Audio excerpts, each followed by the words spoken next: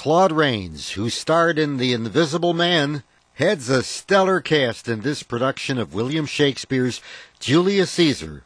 Today's presentation on Radio Classics at theradiodadio.com.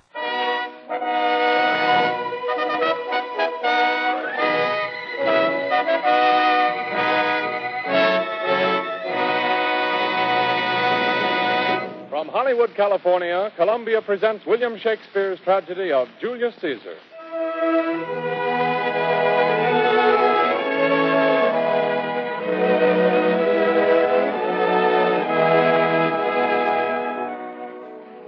With tonight's all-star production of Julius Caesar, the Columbia Network brings you the third in this summer's cycle of 8 Shakespearean plays to be presented at the same time every Monday night during July and August. Each of these plays has been especially adapted for a full-hour radio presentation. And in each, the world's most distinguished actors will join Columbia in bringing the works of this immortal dramatist to millions of people who have never had the opportunity of enjoying them before.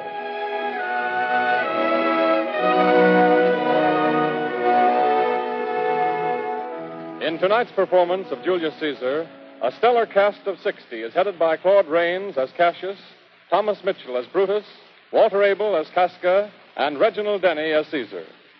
Columbia regrets to announce that Mr. Raymond Massey, who was originally cast in the role of Antony, was suddenly stricken ill this morning and will be unable to appear.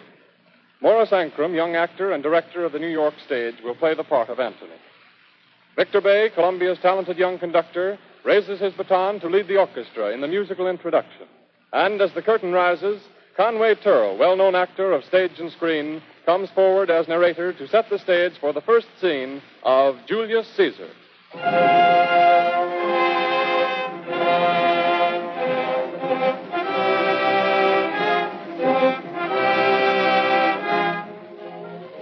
Rome. When Rome was the world, and Caesar was the mightiest Roman. Caesar the conqueror. Caesar the lawgiver. Wise Caesar, vain Caesar, brilliant Caesar, superstitious Caesar. Tomorrow he will be dead, but today he lives, and the world is his for the taking.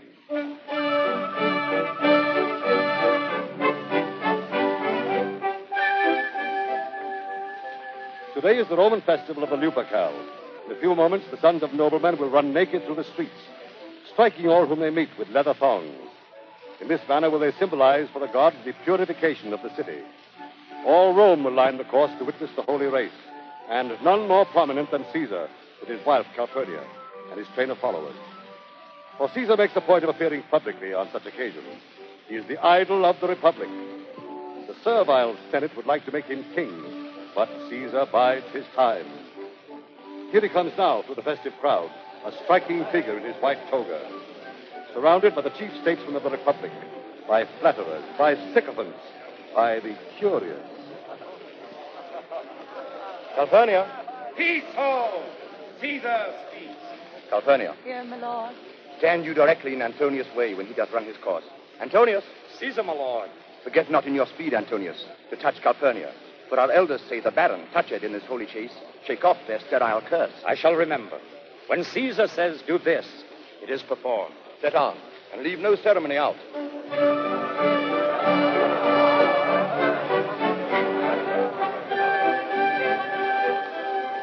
Caesar! Caesar! Caesar! I hear a tongue shriller than all the music cry Caesar. Speak. Caesar is turned to hear. Beware the Ides of March. What man is that? A soothsayer bid you beware the Ides of March. He is a dreamer. Let us leave him. Pass.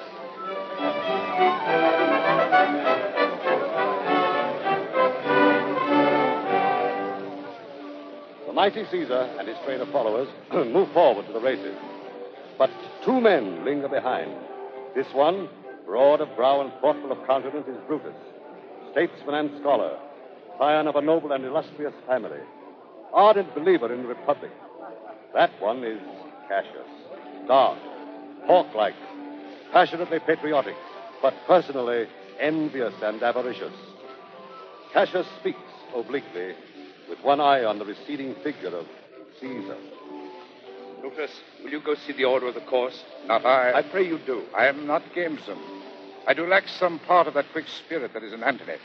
Let me not hinder, Cassius, your desires. I leave you. Brutus, I do observe you now of late. I have not from your eyes that gentleness and show of love as I was wont to have. You bear too stubborn and too strange a hand over your friend that loves you. Cassius, be not deceived. If I have veiled my look, I turn the trouble of my countenance merely upon myself. Vexed I am of late with passions of some difference, conceptions only proper to myself, which give some soil perhaps to my behaviors. But let not therefore my good friends be grieved, among which number, Cassius, be you one. Nor construe any further my neglect than that poor Brutus with himself at war forgets the shows of love to other men. Then, Brutus, I have much mistook your passion, by means whereof this breast of mine hath buried thoughts of great value, worthy cogitations. Tell me, good Brutus, can you see your face? No, Cassius, for the eye sees not itself, but by reflection, by some other thing. It is just, and it is very much lamented, Brutus, that you have no such mirrors as will turn your hidden worthiness into your eye, that you might see your shadow. I have heard where many of the best respect in Rome, except immortal Caesar, speaking of Brutus and groaning underneath this age's yoke, have wished that noble Brutus had his eyes. Into what danger would you lead me, Cassius, that you'd have me seek for myself for that which is not in me? What means that shouting? I do fear the people choose Caesar for their king. Aye, do you fear it? Then must I think you would not have it so? I would not, Cassius, yet I love him well. But wherefore do you hold me here so long? What is it you would impart to me? If it be aught toward the general good, set honor in one eye and death in the other, and I will look on both indifferently. For let the gods so speed me, as I love the name of honor more than I fear death. I know that virtue to be in you, Brutus, as well as I do know your outward favor. Well, honor is the subject of my story. I cannot tell what you and other men think of this life, but for my single self, I had as lief not be, as live to be, in awe of such a thing as I myself. I was born free as Caesar, so were you. We both have fed as well, and we can both endure the winter's cold as well as he. For once, upon a raw and gusty day, the troubled Tiber chafing with her shores, Caesar said to me, "Darest thou, Cassius, now leap in with me into this angry flood, and swim to yonder point upon the word." Accoutred as I was, I plunged in and bade him follow. So indeed he did. The torrent roared, and we did buffet it with lusty sinews, throwing it aside and stemming it with hearts of controversy. But ere we could arrive the point proposed, Caesar cried, "Help me, Cassius, or I sink." I, as Aeneas, our great ancestor, did from the flames of Troy upon his shoulder the old Anchises bear, so from the waves of Tiber did I the tired Caesar. And this man is now become a god, and Cassius is a wretched creature and must bend his body if Caesar carelessly but nod on him. He had a fever when he was in Spain, and when the fit was on him, I did mark how he did shake. 'Tis true, this god did shake. His coward lips did from their color fly, and that same eye whose bend doth awe the world did lose his luster. I did hear him groan. Aye, and that tongue of his that bade the Romans mark him and write his speeches in their books. Alas, it cried, "Give me some drink, Titinius," as a sick girl. Ye gods, it doth amaze me. A man of such a feeble temper should so get the start of the majestic world and bear the palm alone.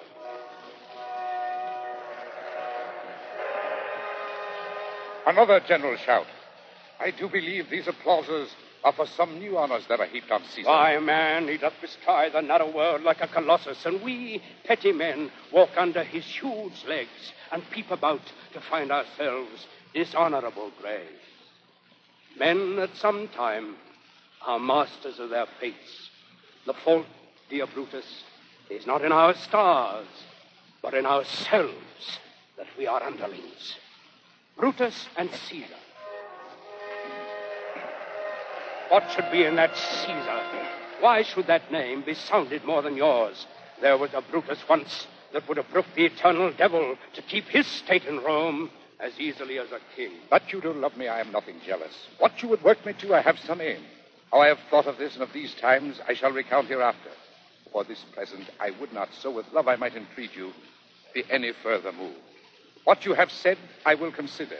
What you have to say, I will with patience hear, and find a time both meet to hear and answer such high things. I am glad that my weak words have struck but thus much show of fire from Brutus.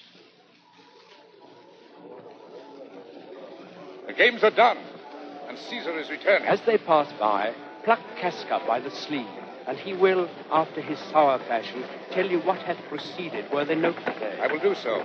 But look you, Cassius, the angry spot that glow on Caesar's brow, and all the rest look like a chidden train. Casca will tell us what the matter is.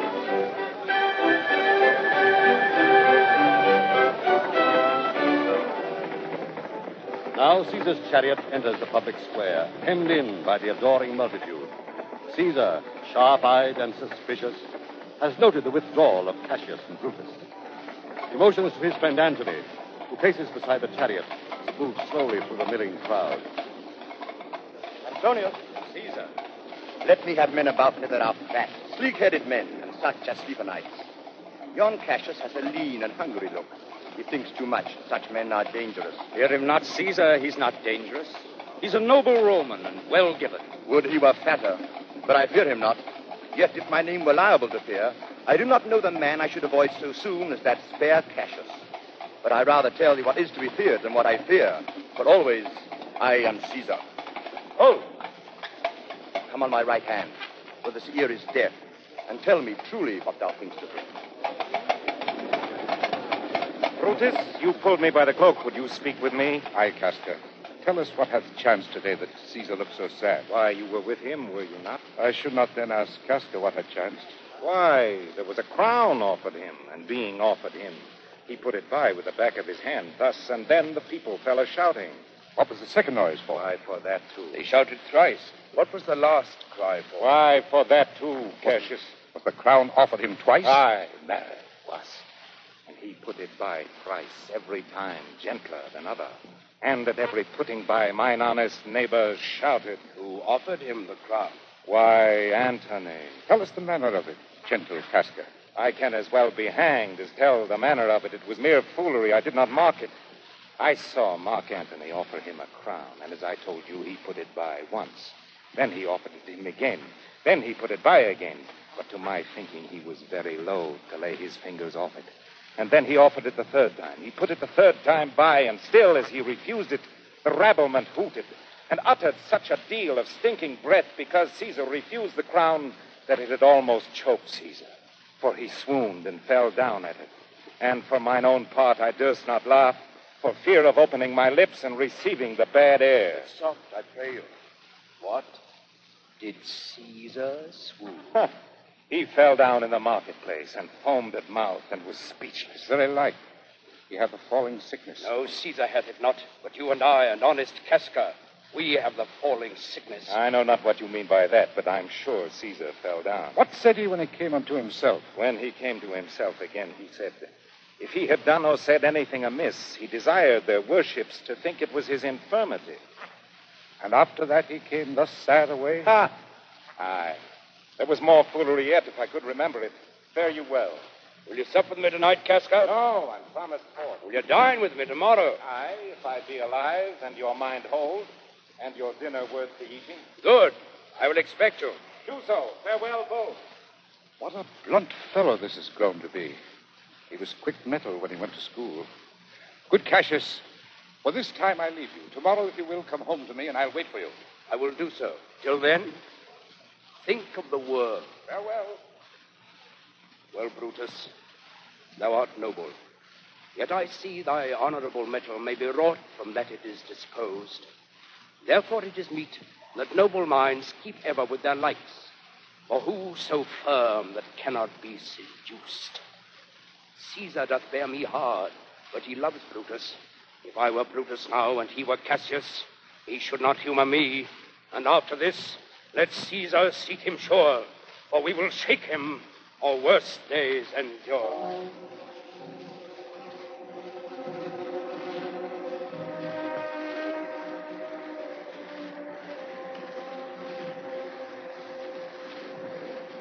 Now, night has fallen. A storm breaks over the capital. The 7 hills are stabbed with lightning. Thunder crashes and rolls unendingly above the city. Wind and stinging rain drive the superstitious Romans into their houses to cower in their beds. In the shelter of a pillar stands Cassius.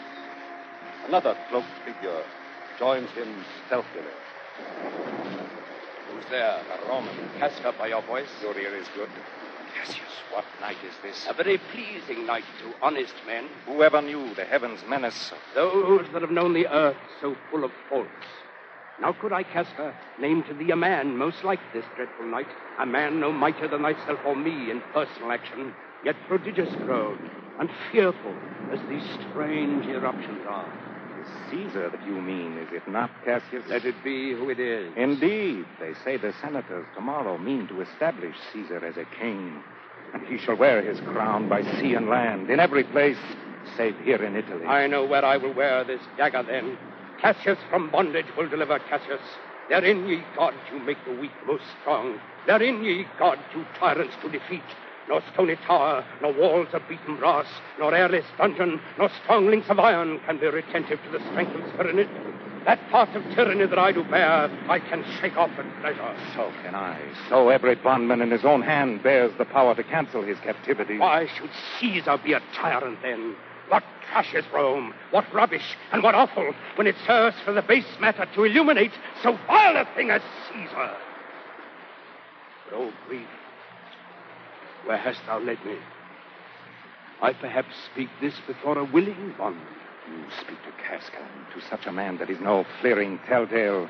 Hold my hand. Be factious for redress of all these griefs, and I will set this foot of mine as far as who goes farthest. There's a bargain made. Now know you, Casca, I have moved already some certain of the noblest-minded Romans to undergo with me an enterprise of honorable, dangerous consequence. And I do know by this they stay for me in Pompey's porch. Come, Casca, you and I will yet ere day see Brutus at his house. 3 parts of him is ours already, and the man entire upon the next encounter yields him ours.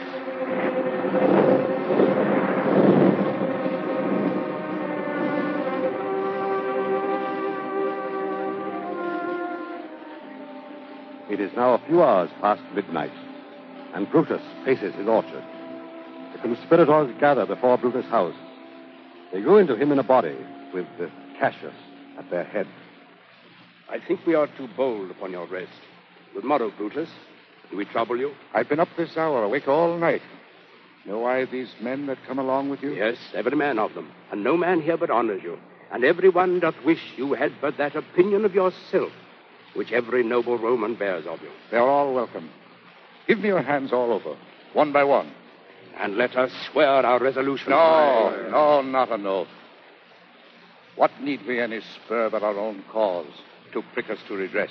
Shall no man else be touched, but only Caesar? Casca! Well urged. I think it is not meet. Mark Antony, so well beloved of Caesar, should outlive Caesar, which to prevent, let Antony and Caesar fall together. Our cause would seem too bloody, Caius Cassius. To cut the head off and then hack the limbs, like wrath in death and envy afterwards. Antony is but a limb of Caesar. Let us be sacrificers, not butchers, Cassius. Oh, that we could come by Caesar's spirit and not dismember Caesar. But alas, Caesar must bleed for it. And, gentle friends, let's kill him boldly, not wrathfully. Let's carve him as a dish fit for the gods, not hew him as a carcass fit for hounds. And for Mark Antony, think not of him, for he can do no more than Caesar's arm when Caesar's head is off. But it is doubtful yet whether Caesar will come forth today or no, for he is superstitious grown of late. It may be these apparent prodigies, the unaccustomed terror of this night, and the persuasion of his augurers may hold him from the capital today. Never fear that. If he be so resolved, I can o'ersway him. Let me work, for I can give his humor the true bent, and I will bring him to the capital. Nay, we will all of us be there to fetch him. By the 8th hour, is that the uttermost? Be that the uttermost, and fail not then. The morning comes upon us. We'll leave you, Brutus. Good gentlemen, look fresh and merrily. Let not our looks put on our purposes, but bear it as our Roman actors do, with untired spirits and formal constancy. And so, good morrow to you, everyone.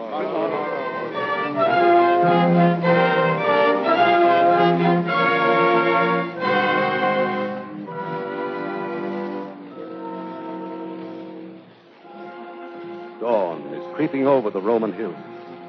This is the 15th day of March, the Ides of March. Caesar, in his sumptuous palace, paces the marble floor with fretful feet. The awful night and the fears of his wife have played heavily upon his superstitious soul. Now there is a stir at the door, and Casca enters. Caesar, all hail. Good morrow, worthy Caesar. I come to fetch you to the Senate House. And you are come in very happy time to bear my greetings to the senators and tell them that I will not come today. Cannot is false. That I dare not, false, sir. I will not come today. Tell them so, Casca. Most mighty Caesar, let me know some cause, lest I be laughed at when I tell them so. The cause is in my will. I will not come. That is enough to satisfy the Senate. But for your private satisfaction, because I love you, I will let you know. Calpurnia, my wife, stays me at home. She dreamt tonight. She saw my statuette, which, like a fountain with 100 spouts, did run pure blood. And many lusty Romans came smiling, and did bathe their hands in it. And these does she apply for warnings and portents and evils imminent. And on her knee had begged that I would stay at home today. This dream is all misinterpreted. It was a vision fair and fortunate. Your statue spouting blood in many pipes, in which so many smiling Romans bathed, signifies that from you great Rome shall suck reviving blood. This, by Calpurnia's dream, is signified. And this way have you well expounded it. The Senate have concluded to give this day a crown to mighty Caesar. If Caesar hide himself, shall they not whisper, lo, Caesar is afraid? Give me my robe, for I will go. And look, where Trebonius has come to fetch Caesar. me. Welcome, Trebonius. What, Brutus, are you stirred so early, too? What is the o'clock? Caesar, 'tis struck an 8. I thank you for your pains and courtesy. See, Antony that revels long a night is not the standing up. Good morrow, Antony. So to most noble Caesar. Bid them prepare within, and we, like friends, will straightway go together.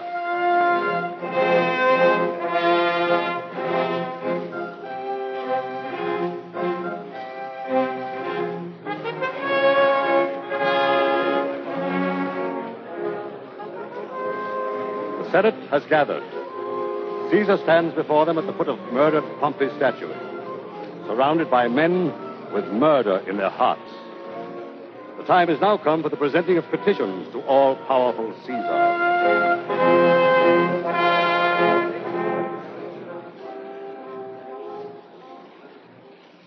What is now amiss that Caesar and his Senate must redress? Most high, most mighty, and most puissant Caesar, Metellus Simba throws before thy seat an humble heart. I must prevent thee, Simba.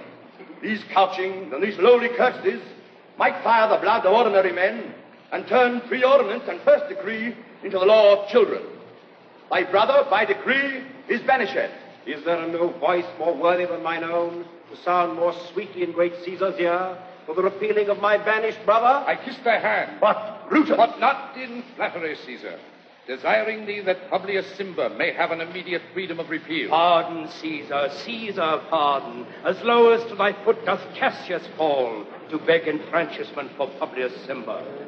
I could be well moved if I were as you. If I could pray to move, prayers would move me. But I am constant as the northern star. Let me a little show it, even in this, that I was constant Simba should be vanished, and constant do remain to keep him so. Caesar! Oh, Caesar! Great Caesar! Hence! Doth not Brutus kneel? Speak hands for me!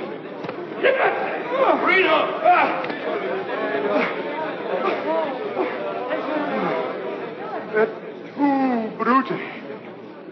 Then fall Caesar.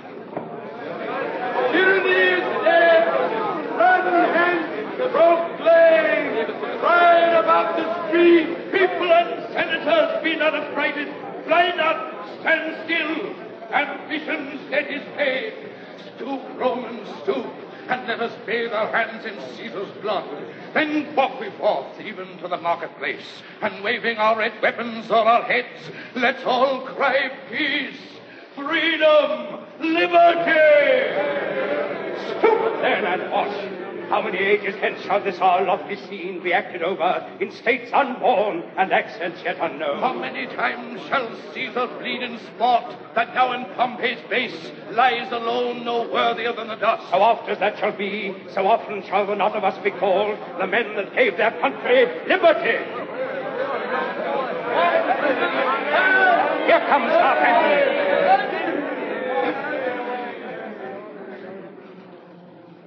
Mark Antony, though now we must appear bloody and cruel as by our hands, and this our present act you see we do, yet see you but our hands, our hearts you see not.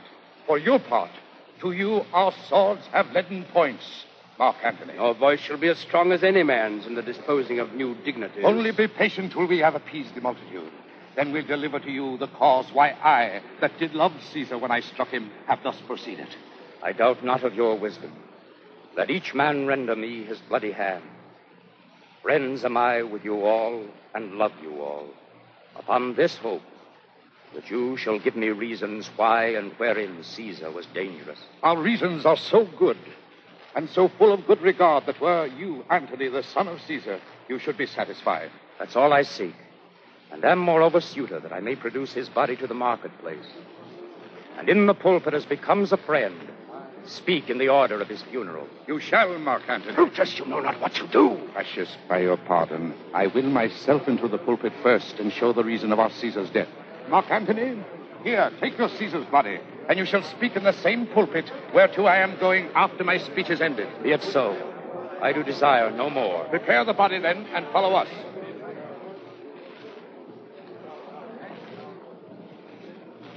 Oh, pardon me, thou bleeding piece of earth, that I am meek and gentle with these butchers.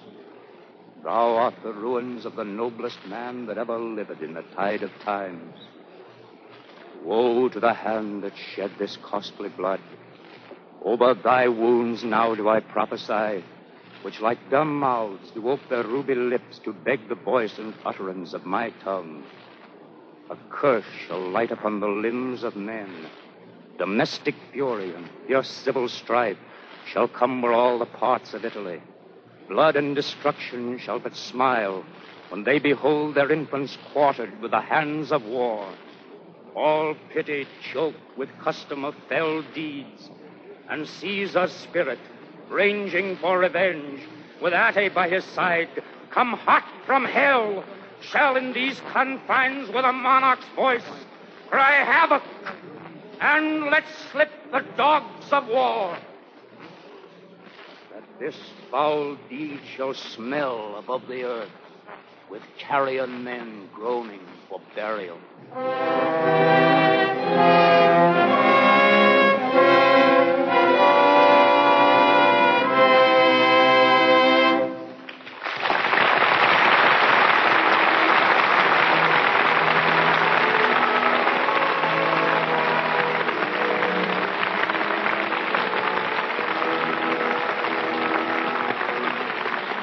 Just heard the first part of Columbia's presentation of Julius Caesar with Claude Rains, Walter Abel, and Reginald Denny.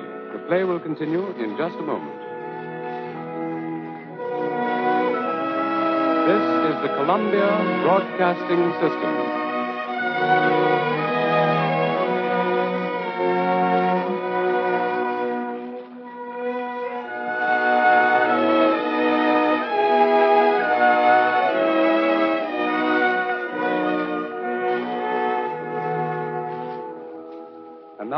We continue with the second part of Julius Caesar with an all-star cast, including Claude Rains as Cassius, Thomas Mitchell as Brutus, Maurice Ancram as Antony, Walter Abel as Casca, and Reginald Denny as Caesar.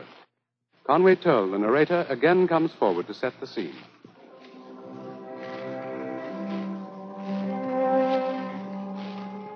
The body of the murdered Caesar is being carried slowly into the forum through the seething multitudes.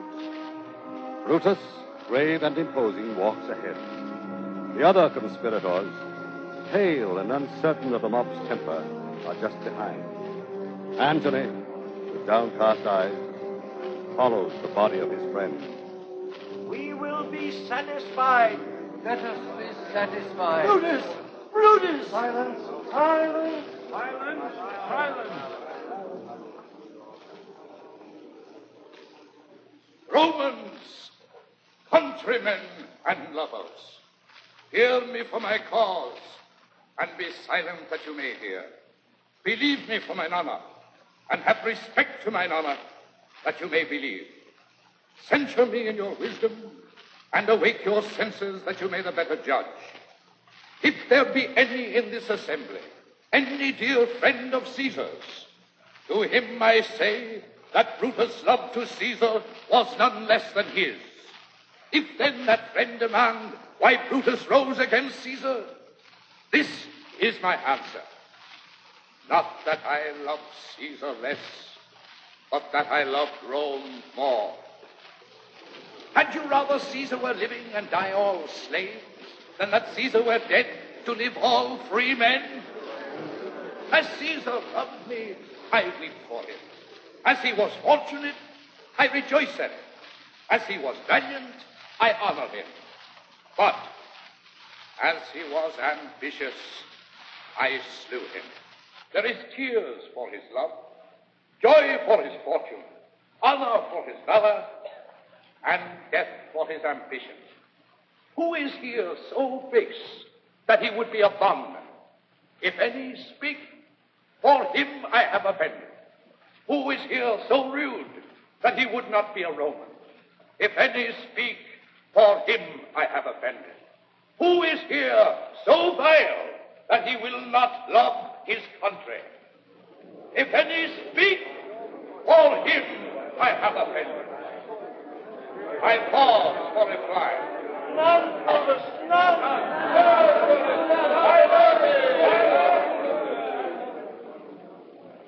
Then none have I offended. I've done no more to Caesar than you shall do to Brutus. The question of his death is enrolled in the Capitol. His glory not extenuated wherein he was worthy, nor his offenses enforced for which he suffered death. Here is his body, mourned by Mark Antony, who, though he had no hand in his death, shall receive the benefit of his dying, a place in the Commonwealth. As which of you shall not? And with this I depart, that as I slew my best lover for the good of Rome, I have the same dagger for myself, when it shall please my country to need my death. Live, Brutus! Live! Bring the triumph home to his house. And the statue with his ancestors. Let him be Caesar. Caesar's better part shall be found in Brutus. We'll bring him to his house with shouts and clamors. My countrymen! Peace! Silence! Brutus, speak! Oh! Good countrymen. Let me depart alone, and for my sake stay here with Antony. Do grace to Caesar's corpse, and grace his speech, which tending Caesar's glories, that Mark Antony by our permission is allowed to make. I do entreat you, not a man depart save I alone, till Antony have spoke.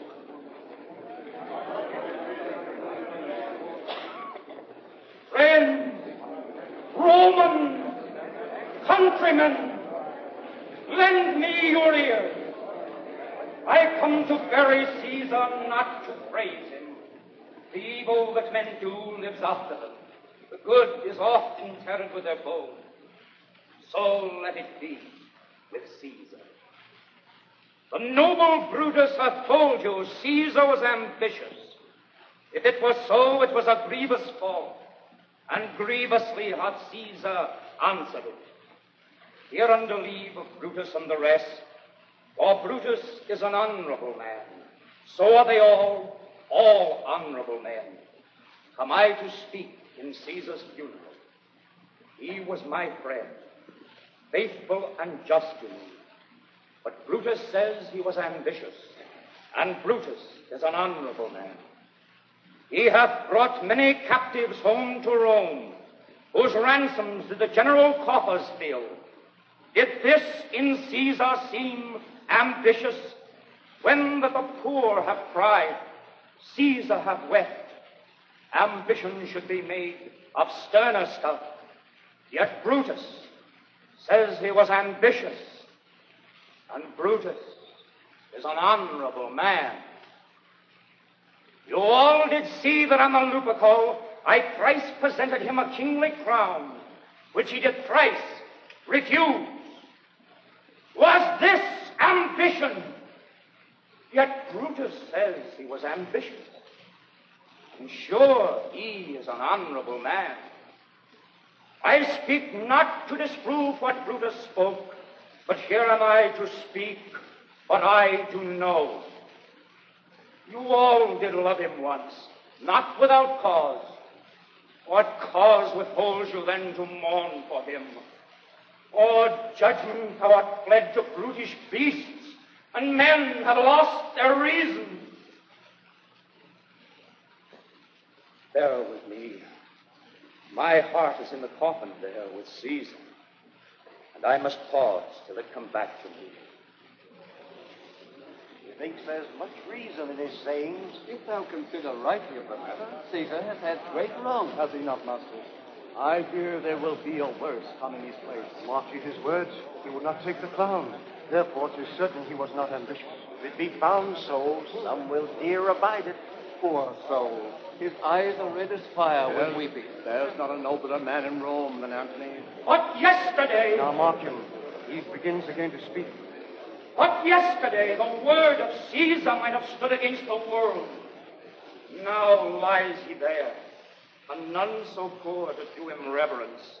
Oh, masters, if I were disposed to stir your hearts and minds to mutiny and rage, I should do Brutus wrong, Cassius wrong, who you all know are honorable men. I will not do them wrong. I rather choose to wrong the dead, to wrong myself and you, than I will wrong such honorable men. But here's a parchment with the seal of Caesar.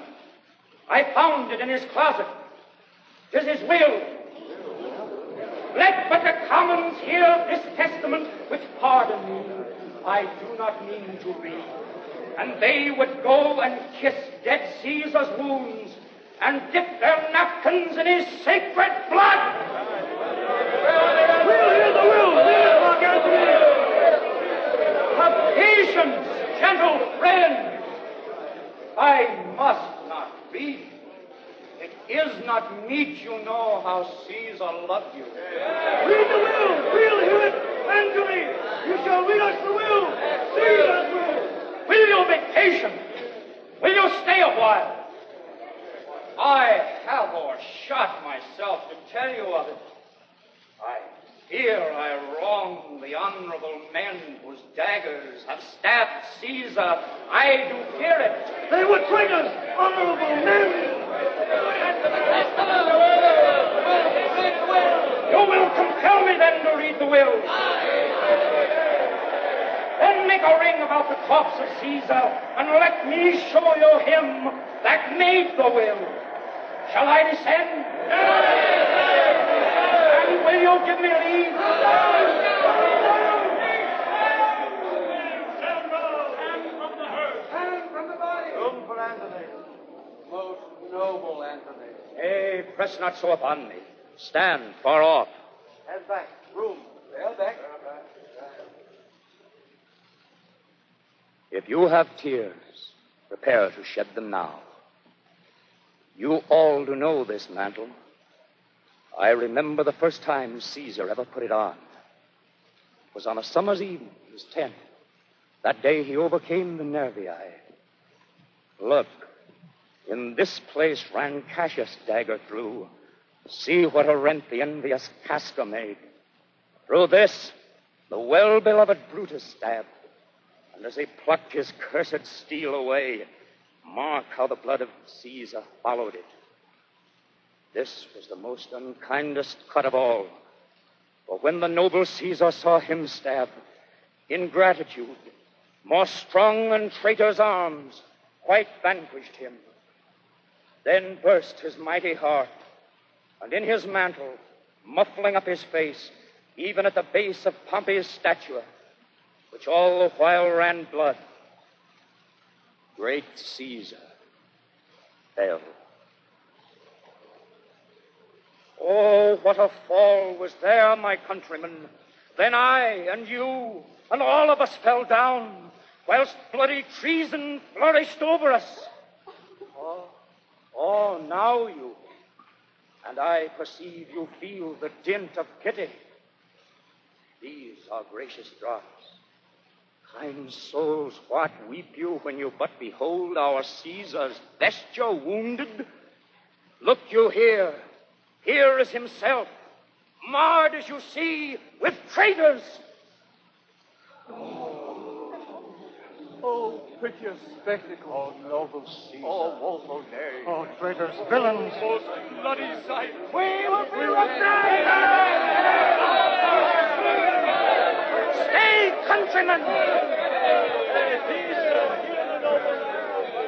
Friends, sweet friends, let me not stir you up to such a sudden flood of mutiny. I am no orator as Brutus is, but as you know me all, a plain, blunt man that love my friend. I tell you that which you yourselves do know. Show you sweet Caesar's wounds, poor dumb mouths, and bid them speak for me. But were I Brutus, and Brutus Antony, there were an Antony would ruffle up your spirits and put a tongue in every wound of Caesar that should move the stones of Rome to rise and mutiny. We'll mutiny! Burn the house! Away! Yet hear me, countrymen! Yet hear me speak! Why, friends, you have forgot the will I told you of. The will! Let's stay here, the will! Here is the will, and then the Caesar's seal.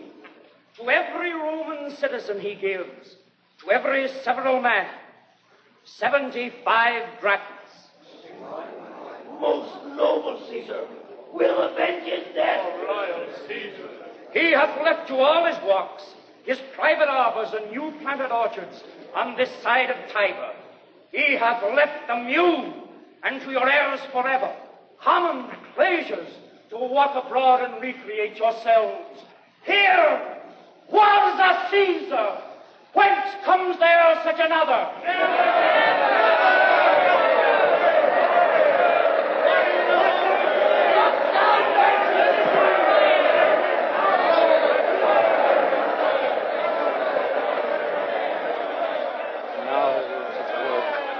Mischief thou art afoot. Take thou what course thou wilt.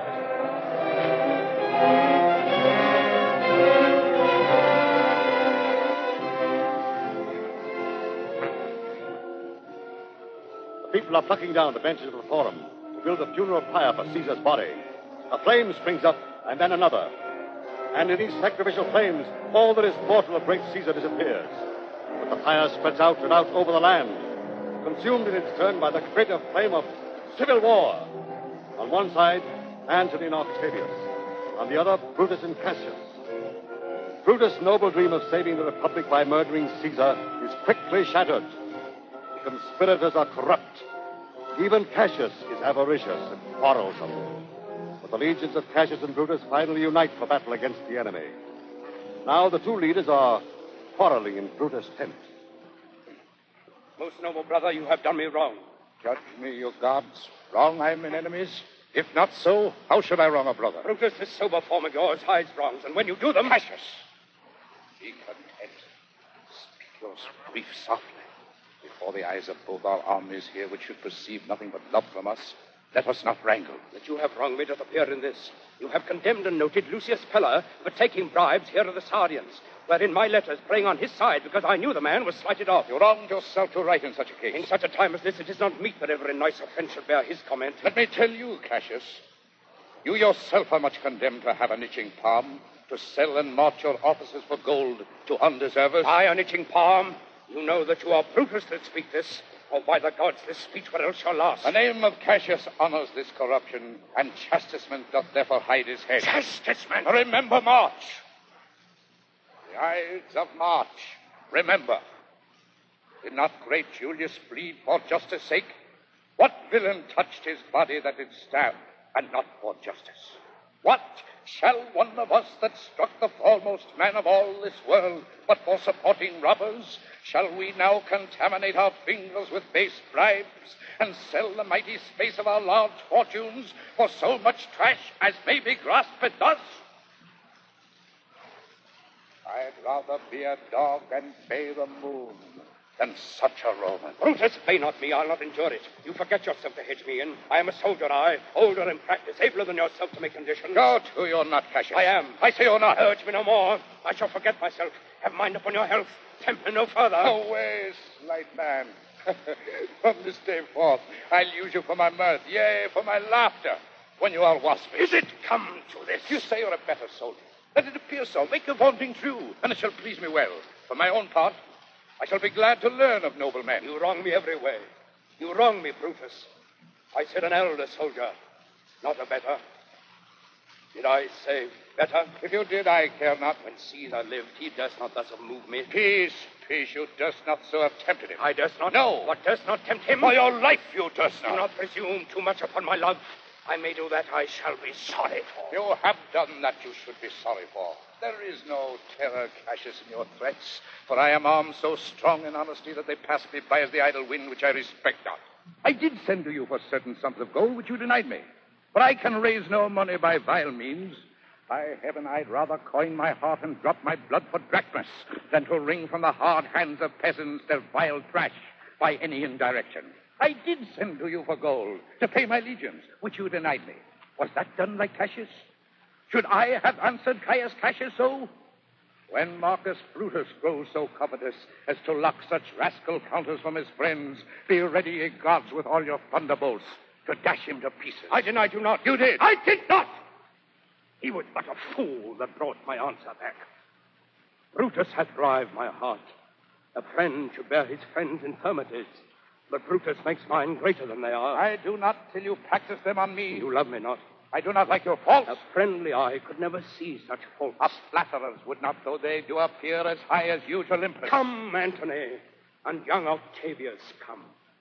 Revenge yourselves alone on Cassius, for Cassius is aweary of the world, hated by one he loves, brave by his brother, checked like a bondman, all his faults observed, set in a notebook, learned and conned by rote to cast into my teeth. Oh, I could weep my spirit from mine eyes.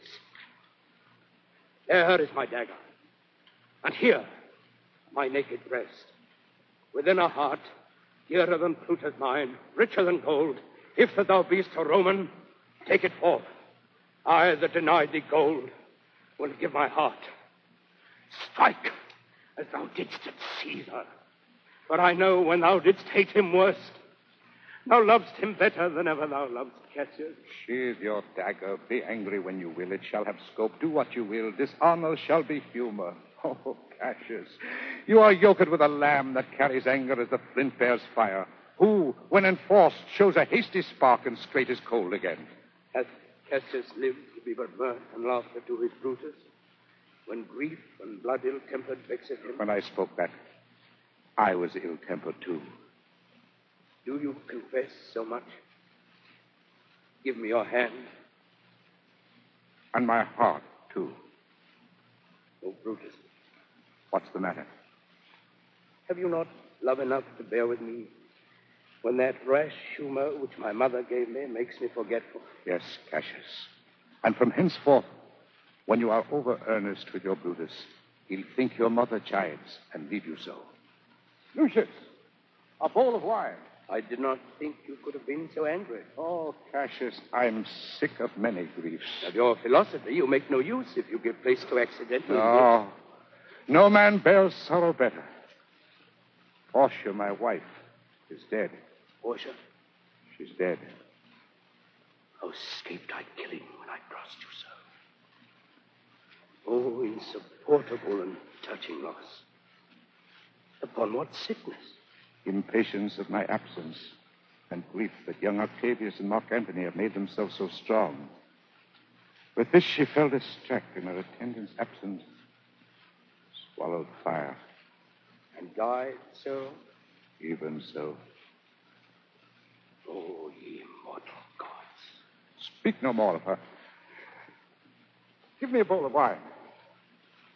In this, I bury all unkindness, Cassius. My heart is thirsty for that noble pledge. Fill, Lucius, till the wine or swell the cup. I cannot drink too much of Brutus' love. Oh, my dear brother, this was an ill beginning of the night. Never come such division between our souls. Let it not, Brutus. Everything is well. Good night, my lord. Good night, good brother. Brutus, if we lose this battle, you are contented to be led in triumph through the streets of Rome? No, Cassius, no. Think not, thou noble Roman, that ever Brutus will be bound to Rome. But this same day must end that work the Ides of March begun. And whether we shall meet again, I know not. Therefore, our everlasting farewell take. Forever and forever farewell, Cassius. If we do meet again, why, we shall smile. If not, why, then this parting was well made. Forever and forever. Farewell, Brutus. If we do meet again, we'll smile indeed. If not, it's true. This parting was well made.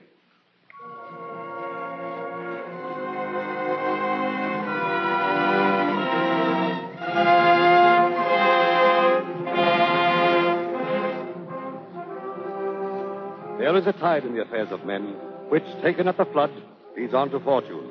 Omitted, all the voyage of their life is bound in shallows and in misery. At Philippi, the forces loyal to dead Caesar clash with the legions of the conspirators.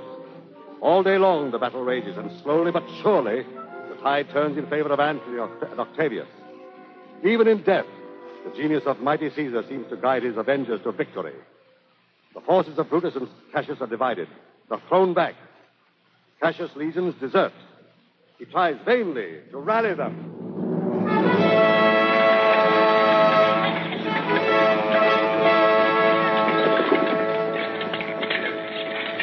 Oh, look! I can hear the the villain spy. Myself have to mine own turned enemy. This ensign here of mine was turning back. I slew the coward and did take it from him. Oh, Cassius, Brutus gave the word too early. We're having some advantage on Octavius. Took it too eagerly. His soldiers fell to spoil, whilst we, by Antony, are all enclosed. Fly further off, my lord. Fly further off. Mark Antony is in your tents, my lord. Fly, therefore, noble Cassius. Fly far off. This hill is far enough. Look, Titinius. Are those my tents where I perceive the fire? They are, my lord. Titinius, if thou lovest me, mount thou my horse, and hide thy spurs in him till he have brought thee up to yon troops and here again, that I may rest assured whether yon troops are friend or enemy. I will be here again, even with a fox. Oh, Pindarus, get higher on that hill. My sight was ever thick. Regard Titinius, and tell me what thou knowest about the field. This day I breathed it first. Time is come round, and where I did begin, there shall I end. My life is run his compass. Sirrah, what news? Oh, my lord. What news? Titinius is enclosed at round about with horsemen that make to him on the spur. Yes? Jack these spurs on. Now they're almost on him. Now, Titinius. What news? He's saved. And hark, they shout for joy. Come down, come down. Behold no more. Oh, coward that I am to live so long, to see my best friend ta'en before my face. Come hither, sirrah. In Parthia did I take thee prisoner, and then I swore thee, saving of thy life, that whatsoever I did bid thee do, thou shouldst attempt it. Come now, keep thine oath. Now be a freeman, and with this good sword that ran through Caesar's bowels, search this bosom. Stand not to answer. Here, take thou the hilts, and when my face is covered, as 'tis now, guide thou the sword. Caesar, thou art revenged, even with the sword that killed thee.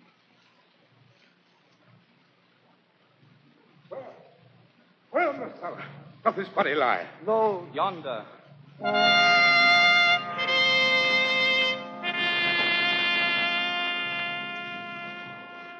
Oh, Julius Caesar, thou art mighty yet. Thy spirit walks abroad and turns our swords in our own proper entrails. The last of all the Romans, fare thee well.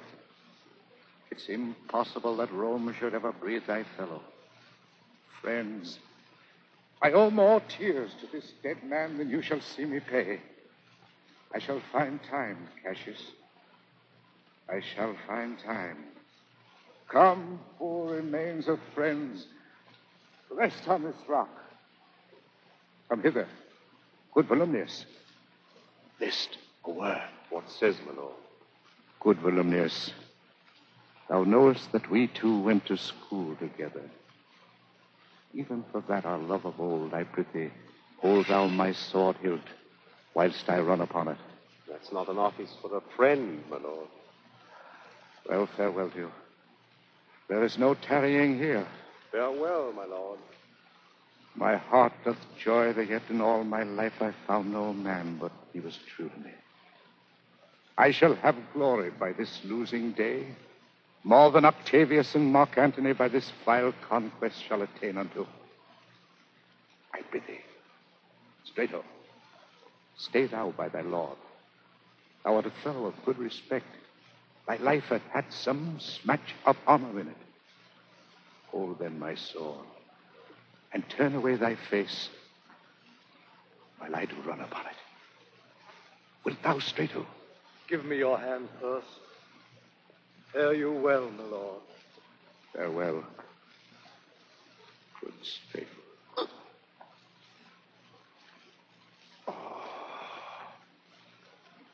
Go on.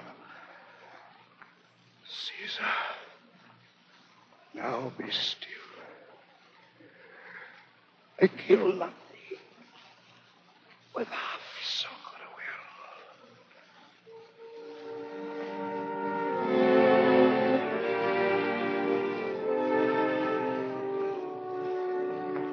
How died thy master, Strato? Oh, Antony, I held the sword and Brutus did run on it. So Brutus should be found. For Brutus only overcame himself, and no man else has honor by his death. This was the noblest Roman of them all. All the conspirators, save only he, did that they did in envy of great Caesar. He only, in a general honest thought, and common good to all, made one of them.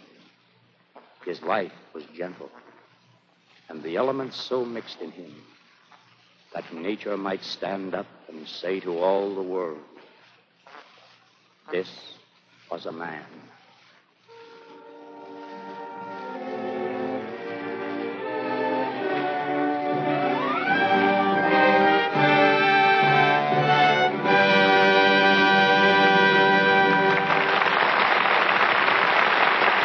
The final curtain has just fallen on Columbia's presentation of Julius Caesar, and the audience which packs Columbia's Music Box Theater in Hollywood is affording a tremendous ovation to the actors whose brilliant performances they have just witnessed. Claude Rains, who played Cassius, Morris Ancrum, who was Antony, Thomas Mitchell, who took the part of Brutus, Walter Abel, who appeared as Casca, and Reginald Denny as Julius Caesar, together with Conway Turl, the narrator, and the entire supporting cast, are stepping towards the footlights to acknowledge their applause. In tonight's performance of Julius Caesar, the music was directed by Victor Bay. The play was adapted for radio and produced by Brewster Morgan. Claude Rains, whose most recent picture is titled They Won't Forget, appeared through the courtesy of Warner Brothers Pictures, Incorporated.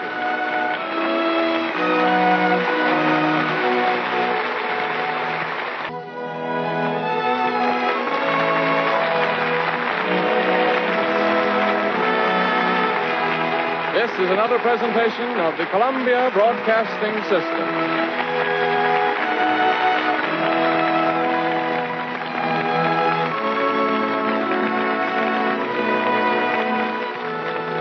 That's Radio Classics for this time around.